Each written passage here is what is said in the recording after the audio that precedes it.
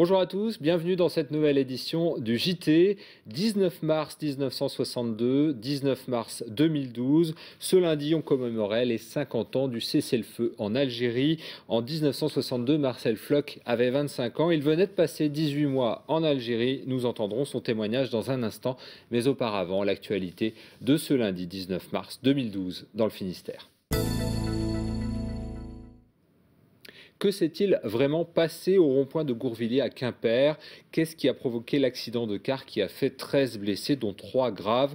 Ce lundi, le parquet de Quimper auditionnait les témoins directs pour faire la lumière sur cet accident.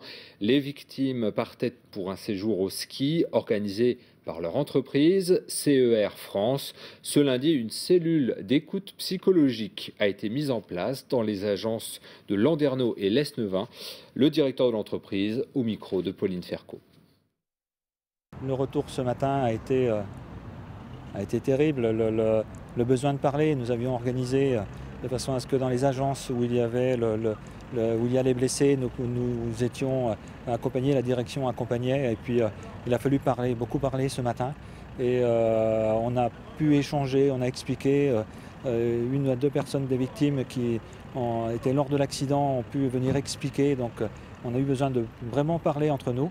Et ça se poursuit encore aujourd'hui. On a réalisé un comité d'entreprise exceptionnel cet après-midi pour coordonner, expliquer et que dans chaque agence, on ait les mêmes informations.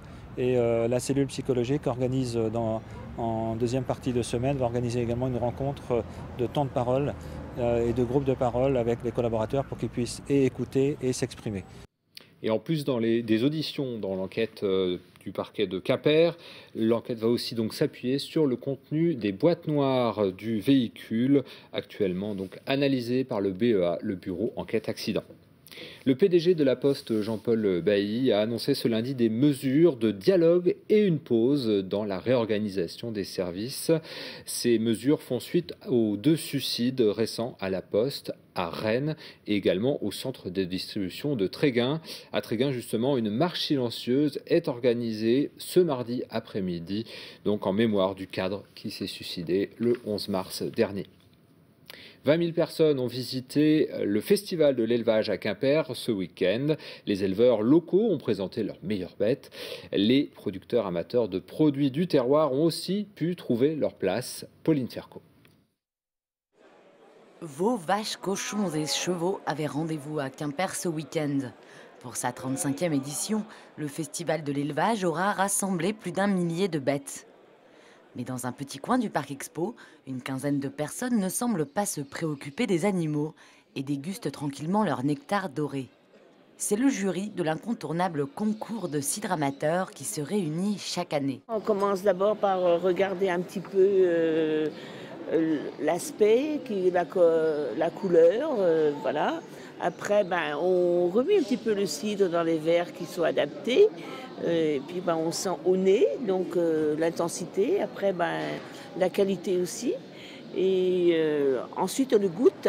Si les bouteilles récompensées ne sont pas commercialisées, elles contribuent tout de même à l'image du cidre breton, d'où la création de cette compétition qui contribue à garder un certain niveau de qualité pour le cidre amateur.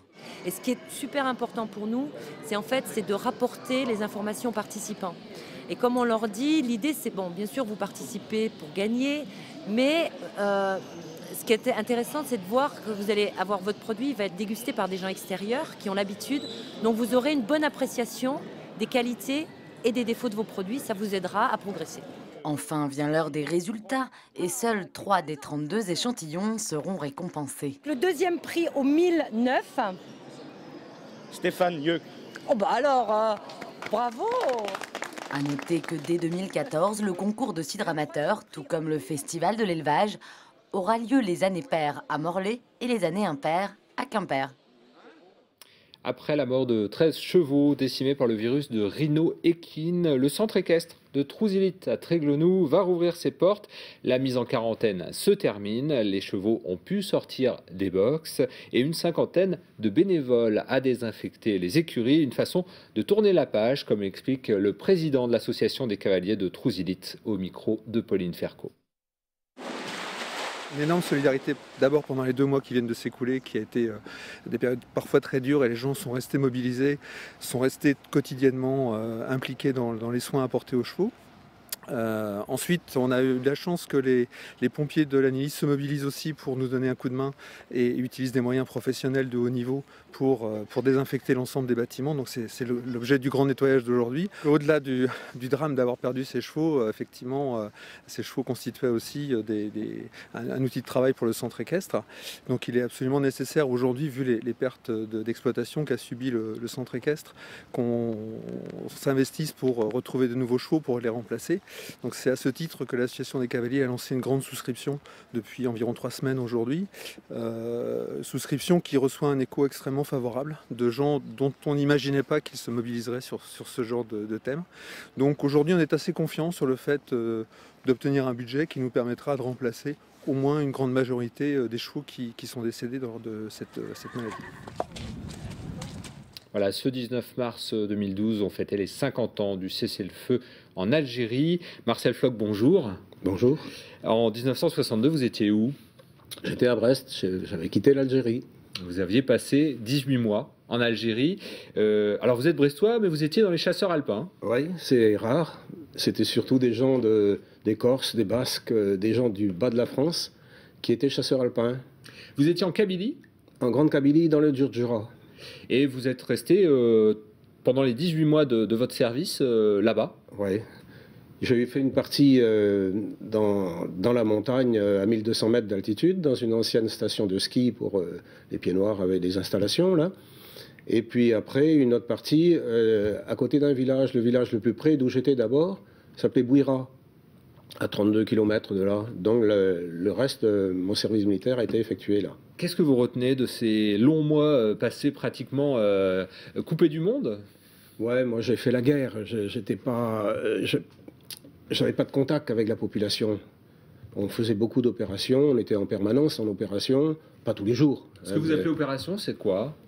C'est on partait sur le terrain. Bon, il y avait des bouclages de terrain avec différents corps de l'armée. Vous recherchiez ouais, on fouillait les trous, on fouillait les mechtas, on cherchait, on marchait jour et nuit pratiquement. Il arrivait des moments où c'était des marches sans fin. Des marches sans fin. Et c'était dur. Chasseur alpin, c'était dur. Hein. Ces 18 mois, ça vous a vraiment marqué. Oui. Comment vous avez réagi? Vous étiez revenu en France le 19 mars 1962 quand vous avez appris le cessez-le-feu.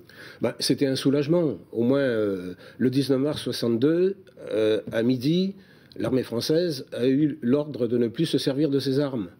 Il y a eu des règlements de compte après, il y a eu des... Bon, ça, c'était différent. L'OAS, tout ça, ça a fait des dégâts. Mais l'armée française n'avait plus le droit de se servir de ses armes à partir du 19 mars 1962 à midi. Quelle était votre réaction? Donc, moi, j'étais soulagé. Je pensais aux copains qui étaient restés là-bas, plus jeunes que moi.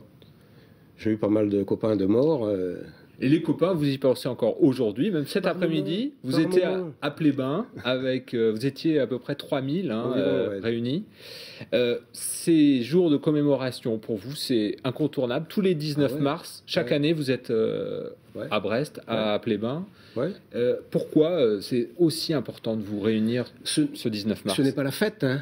C'est pas une fête qu'on fait. On se rappelle ce qui c'est le cessez-le-feu. Un cessez-le-feu, peut-être que les gens ne savent pas ce que c'est. On tire plus sur personne. On n'a plus le droit d'utiliser les armes. Mais c'est très important pour nous, hein.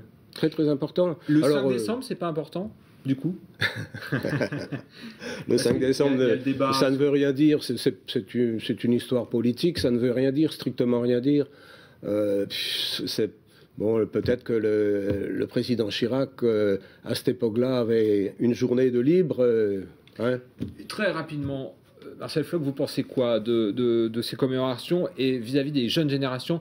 Des fois, vous allez dans les lycées pour témoigner de ce que vous avez vécu. Hein. Oui, raconter le parcours, notre parcours. Alors, chacun, on va 2 ou 3 ou 4, et puis, puisque, comme dans toutes les guerres, il n'y a pas 2 qui ont eu le même parcours.